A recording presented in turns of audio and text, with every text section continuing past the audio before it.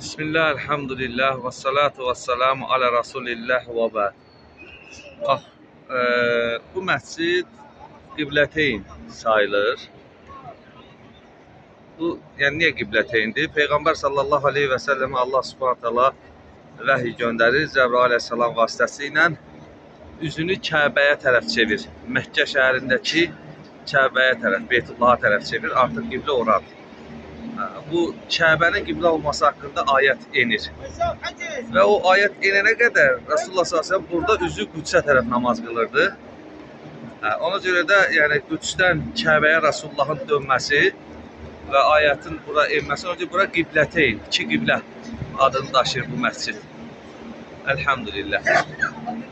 Allah subhanahu taala görmək istəyən hər bir müslimə nəsib etsin. Allahumma amin.